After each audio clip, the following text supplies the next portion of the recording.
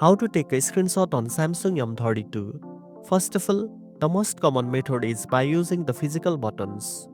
Just press and hold the volume down button and the power button at the same time for about 1 second. You'll see a quick flash on the screen and the screenshot will be captured. You can access it instantly from the toolbar that appears at the bottom or find it later in the gallery under the screenshots album. Next, there's another handy method called palm swipe. To use this, you need to make sure it's turned on.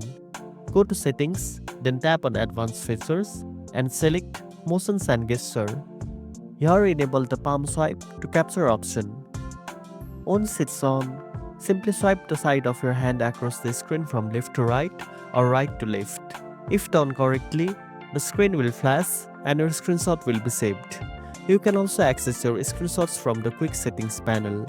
Just swipe down from the top of the screen and you might find the Take Screenshot button already added.